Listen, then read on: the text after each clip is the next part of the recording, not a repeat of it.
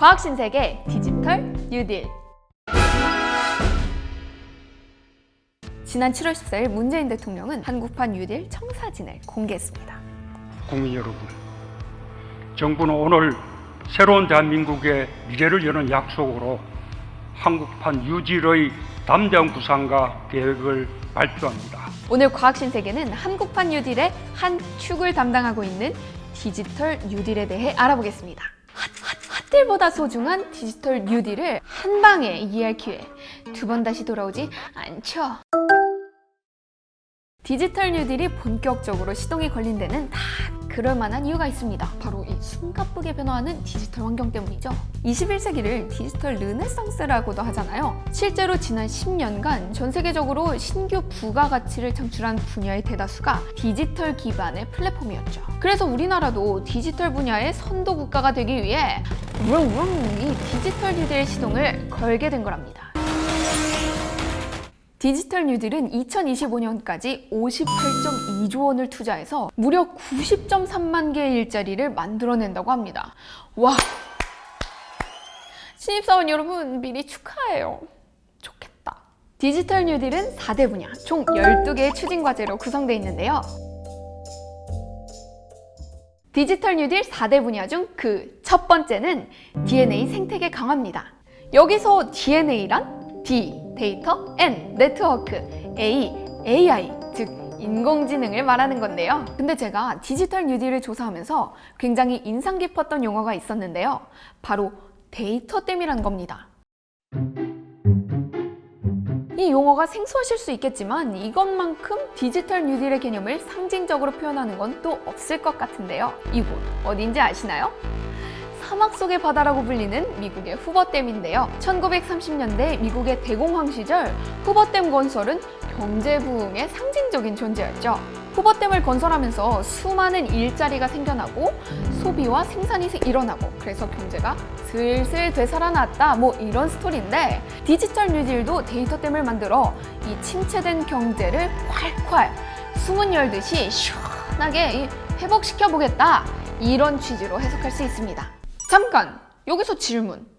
그럼 데이터를 왜 댐에 가둬야 하는 건가요? 지금 우리가 살고 있는 세상은 인간이 하는 모든 활동이 데이터가 되는 시대입니다.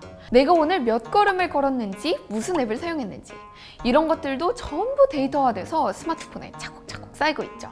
아, 라떼는 말이야. 라떼가 비 오는 날 더 잘 팔린다는 건 풍문이 아니라 방대한 데이터를 분석한 명확한 결과입니다. 이런 식의 소비 패턴, 매출 분석도 결국 데이터에서 비롯된 거죠. 이렇게 데이터가 차곡차곡 쌓인 데이터 때문에 수문을 열면 어떻게 될까요? 이렇게나 많은 게 가능해진다고요? 디지털 시대에서 데이터는 곧 경제적 자산이고 가치 창출의 원천입니다. 그래서 디지털 뉴딜에서는 국민 생활과 밀접한 분야의 공공 데이터 14만 개를 활짝 열어 개방하고 AI 학습용 데이터 1,300종을 구축하는 등 데이터 수집과 활용은 물론 유통에 이르기까지 데이터 전 주기에 걸쳐 생태계 강화에 힘쓸 예정인데요. 데이터로 스스로 학습하는 인공지능은 데이터가 많아질수록 똑똑해질 테고, 여기에 세계 최초로 상용화에 성공한 5G까지 가세한다면 데이터를 수집하고 활용하는 일은 훨씬 더 속도를 낼 수 있을 테니까, 그럼 또 그만큼 디지털 콘텐츠, 자율주행차, 스마트 공장, 의료 분야 등 다양한 연관 산업들이 쭉쭉 성장할 수 있겠죠? 또한 정부도 디지털 뉴딜에 발맞춰 모바일 신분증을 과감하게 도입하고 5G와 클라우드 기반의 공공 스마트 업무 환경을 갖춘 지능형 AI 정부를 만들 계획인데요. 세계 최고 수준이라고 평가받는 우리나라 행정 시스템이 앞으로 얼마나 더 똑똑하고 빨라질지 벌써부터 기대가 됩니다. 근데 한편으로는 이렇게 모든 분야에 걸쳐 급속하게 디지털화가 이루어지는 게 좀 걱정이 되기도 하는데요. 예를 들면 지금도 온라인 회의, 온라인 수업처럼 사람들의 일상이 온라인 중심이 됐잖아요. 이건 결국 사이버 공격의 위험도 더 커졌다는 얘기 아닌가요? 이렇게 전 산업 분야가 디지털 환경으로 바뀌면서 그에 따른 사이버 위협에 대처하기 위해 비대면 서비스용 소프트웨어 보안 기술을 지원하는 등 믿음직한 K사이버 방역 체계가 만들어진다고 합니다. K방역에 이어서 K행정, great! 이런 반응이 돌아오지 않을까요? 디지털 뉴딜 4대 분야 중 두 번째는 교육 인프라의 디지털 전환입니다. 빠르게 변화하는 디지털 환경 속에서 디지털 역량을 쑥쑥 키우기 위해 초중고는 물론 대학과 직업훈련기관의 교육 인프라의 디지털 전환을 추진하는데요. 전국 초중고에 2022년까지 고성능 와이파이가 쫙쫙 깔리고요. 교육 현장에 노후한 PC, 노트북도 최신 신상으로 교체한다고 합니다. 학생들이 좀 더 편리한 디지털 환경에서 공부할 수 있겠네요. 얘들아, 너희 진짜 좋겠다. 세 번째로 디지털 뉴딜을 통해 비대면 산업 육성에 더욱 힘을 쏟을 예정입니다.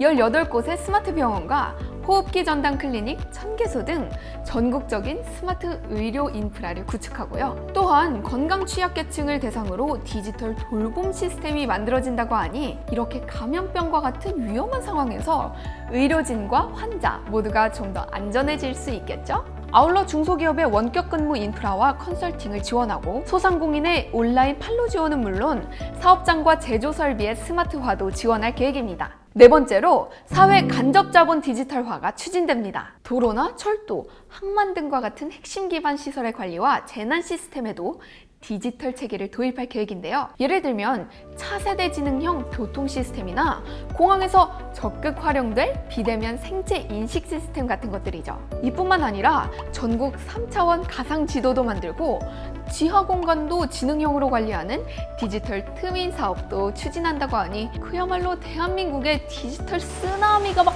마구마구 밀려오는 것 같지 않나요? 우리 집 쪽으로 오고 있어요, 점점. 디지털 뉴딜의 내용이 워낙에 방대해서 제가 세세히 알려드리지 못한 부분도 많은데요. 사실 이제 시작이거든요. 대규모 국가 프로젝트인 만큼 장기적인 사업이 될 텐데요. 저희 햇반이 두 눈 크게 뜨고 지켜보고 있다가 디지털 뉴딜과 관련해서 따끈따끈한 소식이 들려오면 또 호다닥 달려오겠습니다. 지금까지 과학신세계 햇반이었습니다. 안녕!